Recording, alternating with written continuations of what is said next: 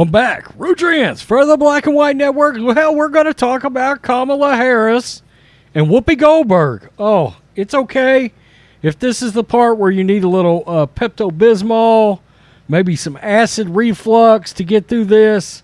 I would understand it, because we're going to talk about exactly how much everybody's hurting Kamala Harris's feelings in the White House, and how Whoopi Goldberg, of course, from The View, has to tell us exactly what everybody else should do. Nah. Let's get to this, because there's a key word here that Whoopi Goldberg wants you to familiarize yourself with, because this is the problem that everybody else has with Kamala Harris. It's not the fact that Kamala Harris is completely and utterly in over her head and incompetent. It's got nothing to do with that. Nothing to see here. Fox News, Whoopi Goldberg suggests White House have giant meeting to stop staff microaggressions against VP Harris. Oh, God. The View co-host Whoopi Goldberg suggested Monday that the White House have, quote, a giant meeting to stop staff microaggressions against Vice President Kamala Harris. This is unbelievable that I'm going to say this, but God, I hope nothing happens to Joe Biden. And I can't believe I'm saying this, but this is worse. I mean, there's incompetence, dementia, whatever he's dealing with. And then about 14 levels below that, you have whatever she is supposed to be. Theoretically, the VP, if you say so. According to journalists Jonathan Martin and Alex Burns, who joined the show to discuss their joint book about the 2020 election in the first year of President Biden's administration, titled This Will Not Pass, Harris felt, quote, disrespected by staffers in the West Wing because they failed to stand whenever she entered the room.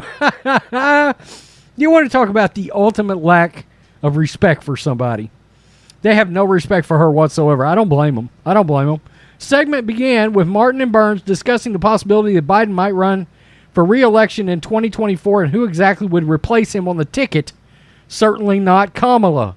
When the question came to Biden's replacement, Martin noted that Harris didn't have as much experience or relationships Biden had because of his lengthy time serving in the Senate.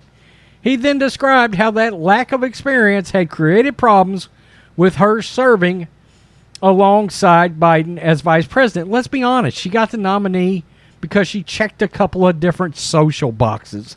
Let's keep it real. I think her challenge has been sort of finding her niche and created tensions with the West Wing, Martin said.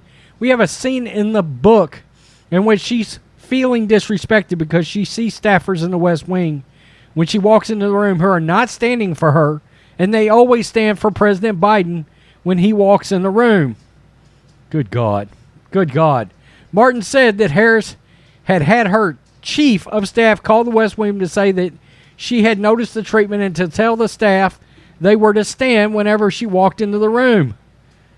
Burns argued that there was, quote, an unmistakable context of identity in the situation, appearing to reference Harris's race and gender. Here we go. Okay.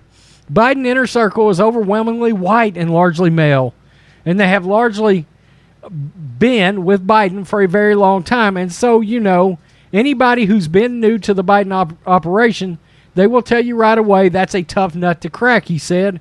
It is tough to get close to this president, and that's the case for the vice president, too. Yeah, Joe Biden's part of the most corrupt system ever, and he's all up in it. Co-host Sonny Hostin, here we go, jumped in declaring protocol is protocol, and that is what needed to be followed. Here we go.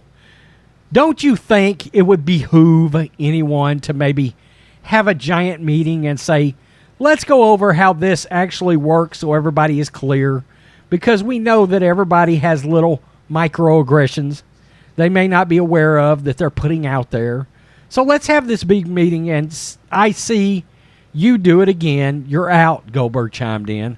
Martin added that Biden had told his staff that if any of this information about Harris leaked out, they would be fired. Okay, in case you're wondering what a microaggression is, because I didn't know what that was, to be quite honest with you. That's something new. That sounds like some kind of materials, lies, leftist, woe is me bullshit. Well, you would be right. Microaggression is a term used for commonplace daily verbal, behavioral, or environmental slights, whether intentional or unintentional. I love that. Or unintentional. That communicate hostility, derogatory, or negative attitudes. Here we go. This is where it gets social. Towards stigmatized or culturally marginalized groups. Congratulations, you turned it into a race or gender issue. I mean, really? Good Lord. You turned it into a race or gender issue right at the end there. So, what they're saying with microaggressions, and I'm so glad Whoopi Goldberg's here to introduce us to this term, microaggressions.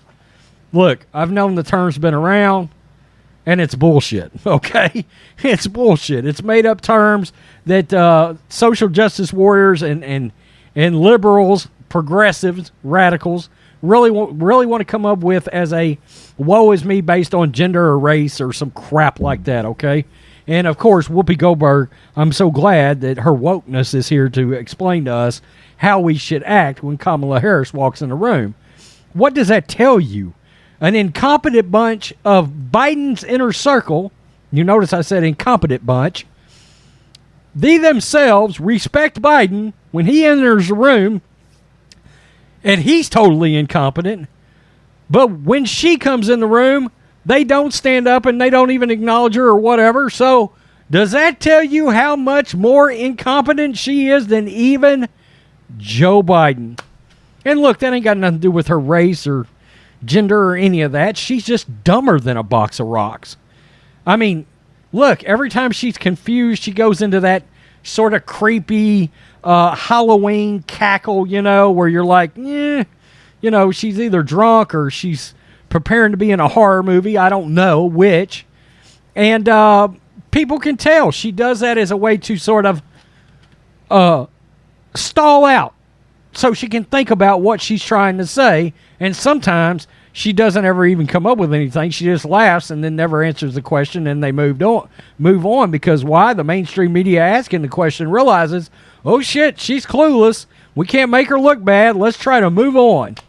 I mean, the only ones that are going to call it out are OAN, Newsmax, and Fox News, right? So, or in some of the other, Republican publications that are out there. The left, MSNBC, CNN, all that, they're going to be nothing to see here on the issue. They're just not. So, tell me what you think, Black and White Network supporters. Is this a microaggression? Is Goldberg right? You need to bang the table and say, if y'all do it again, you're fired. I know she's incompetent as hell, and we can't fire her on the spot. Y'all are totally doing your job, but because you're not standing up, we're going to fire your ass. For her incompetency walking through, you can get up and then bow or whatever. Horse shit. Peace. I'm out. Till next time.